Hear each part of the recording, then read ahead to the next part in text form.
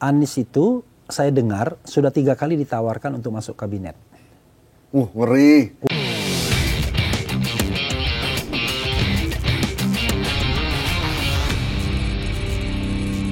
Kemungkinan Anies masuk arena dong ya?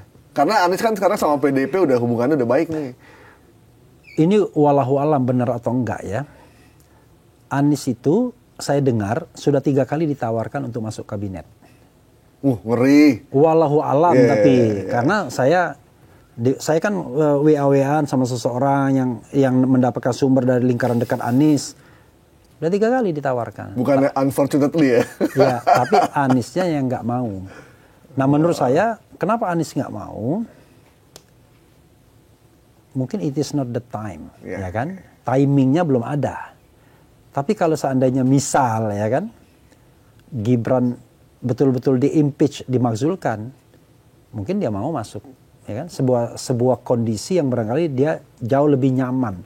Karena begini, kalau secara politik kita sudah diametral, berbeda, ya kan? Lucu kan? Saya sendiri bayangkan yang bukan siapa-siapa, enggak mau saya masuk pemerintahan kalau ditawarin jadi apapun. Kalau masih di sana. Kenapa? Karena saya menganggap bahwa proses yang kemarin itu kan nggak karu-karuan, ya kan? Nggak konstitusional dan lain sebagainya. Dan saya lihat Gibran belum pantas pada posisi situ, ya kan? Nah ini pikiran objektif saya, jangan dibilang saya benci, enggak, ini pikiran objektif. Makanya saya kadang-kadang ngejek sedikit. Yusril yang merasa dirinya keren itu mau juga jadi anak buah Gibran dalam tanda kutip ya. Walaupun dia maksud enggak saya ikut Prabowo bukan ikut Gibran ya, tapi kan itu paket. Nah, kalau he is not there anymore ya kan, barangkali mau masuk ke dalam pemerintahan sambil kemudian merawat bagaimana peluang 2029. Tapi kan begini, saya sampai berpikir dalam satu skenario begini. Prabowo itu nggak mungkin dia merekrut Anies kalau tanpa konsesi politik apa-apa. Saya membayangkan, kamu ikut ya, tapi 2029 nggak usah nyalon ya. Kira-kira gitu.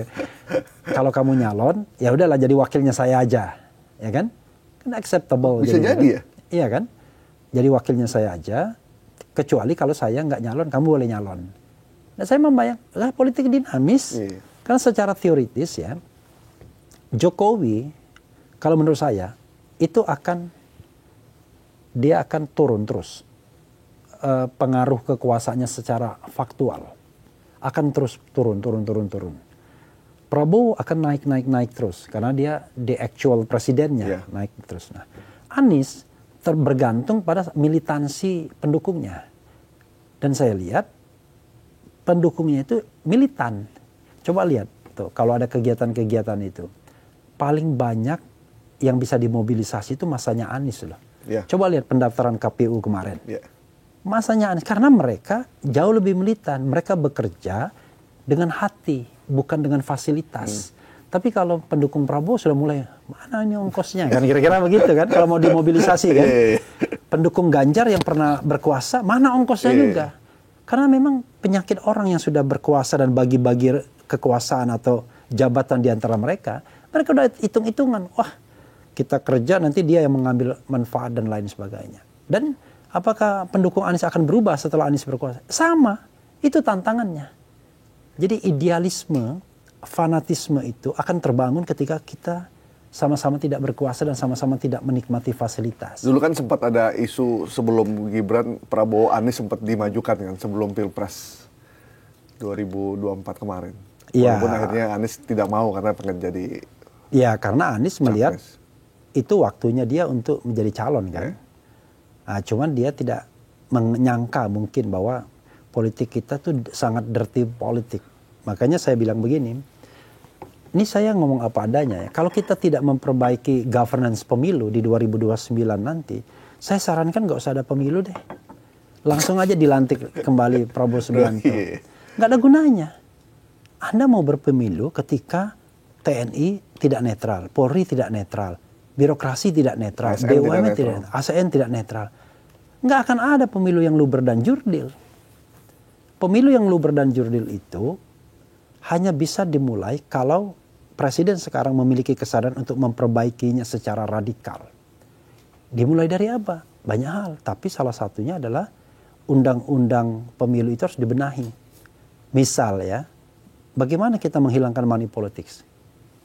Sehingga orang memilih tidak dengan money politics. Kalau tidak ada niat dari pemerintahan yang sekarang ini untuk memperbaiki, money politik akan terus. Dan orang akan mendapatkan kekuasaan dengan membayar. Bagaimana negeri ini akan menjadi negeri yang gemah ripah loh, negeri yang diridhoi oleh Allah Subhanahu wa taala kalau kita pakai dimensi baldatun ghafur. Kalau pemimpin-pemimpinnya mendapatkan kekuasaan dengan cara membayar, menyogok rakyat. Itu yang kemudian saya resisten, tidak mau saya ikut-ikutan di situ. Makanya saya bersuara keras. Ya inilah perjuangan kita kan. Tetapi setelah pemilu berlalu setahun, ya kita harus ada adjustment. Untuk saya mendorong orang-orang baik untuk menggantikan orang-orang yang korup, orang-orang yang masih terafiliasi dan kekuatan lama agar Indonesia bisa bekerja sebaik-baiknya. Tapi apa mungkin Mas politik kita tanpa money politik? Karena kemarin Burhanuddin Muhtadi pernah melakukan riset dan survei, tidak ada satupun dari anggota DPR maupun DPRD yang tidak menggunakan uang.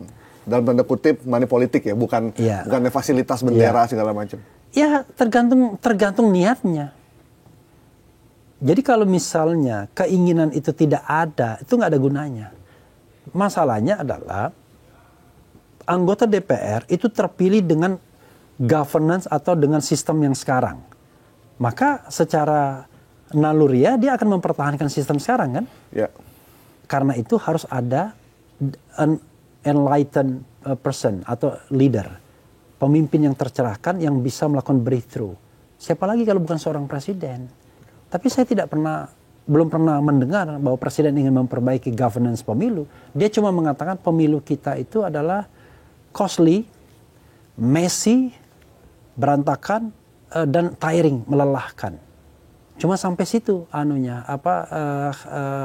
pernyataannya, tapi tidak diimplementasikan untuk bagaimana membuat governance pemilu yang lebih baik.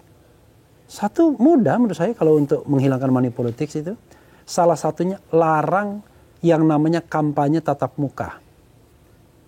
Jadi orang kampanye itu misalnya ya hanya melalui media televisi, radio, dan media sosial. Bagaimana yang belum terjangkau dengan 3 media tersebut? Ya harus dibuat special assignment, ya kan? Atau dalam bentuk cetak. Ya atau apalah pokoknya. Contoh misalnya itu pun hanya di Papua saja saya kira. Yang lainnya kan tercover semua. Masalahnya tapi kan BTS sudah sampai Papua. Kenapa? BTS sudah sampai Papua kan. Apalagi. Jadi 3 itu saja. Nanti orang akan mengatakan, kalau begitu gimana kita kenal sama konstituen? Bro, kalau Anda mau jadi pemimpin, Anda sudah dikenal duluan, bukan ketika kampanye Anda baru berkenalan. Kita ini mau jadi wakil rakyat. Masa di wakil rakyat kita belum dikenal? Lalu kita kemudian nanya, gimana kita mau dikenal konstituen? Lah, apa aja yang Anda kerjakan untuk menjadi wakil rakyat? Tiba-tiba dari perut bumi mana Anda keluar dan tiba-tiba mau jadi wakil rakyat atau menjadi pemimpin. Pemimpin itu Anda sudah berkarya di masyarakat, sudah diterima masyarakat, sudah kenal dengan masyarakat, akrab dengan masyarakat, dan masyarakat percaya Anda.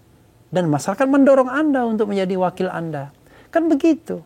Bukan dari anta berantah, taruh di situ, tidak ada satupun yang kenal masyarakat, dan akhirnya apa? Ya money politics. Makanya marah semua kan. Ketika pemilu nasional dan lokal dipisahkan. Waduh, benar. Nggak ada kaki lagi nih. Kan dulu kan mengandalkan kaki-kaki anggota DPRD provinsi, kabupaten, kota. Nah sekarang kalau calon-calon itu tidak populer, tidak dikenal orang, makin sulit dia, makin banyak money politicsnya, dan makin sulit dia untuk menjangkau rakyat, masyarakat. Tapi kalau mereka dikenal baik oleh masyarakat, mudah.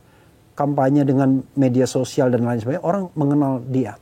Masyarakat kita ini, masyarakat yang sudah dimanjakan, sudah diajarkan caranya mendapatkan uang 5 tahunan. Semua berharap seperti itu. Karena itu harus dimulai dari pemimpin-pemimpinnya untuk mengharamkan itu dan kemudian mendiskualifikasi siapapun yang melakukan money politics. Nah, itu hanya bisa dilakukan oleh seorang yang tercerahkan, unenlightened leader. Nggak bisa banyak orang 500 sekian anggota DPR itu yang menikmati money politik sebagai cara untuk masuk begitu. Dan banyak juga yang nggak dikenal publik, kan kita bingung tuh anggota DPR. Begitu jalan dengan anggota DPR nggak dikenal orang dia. Gitu. Oke, apalagi? Oke.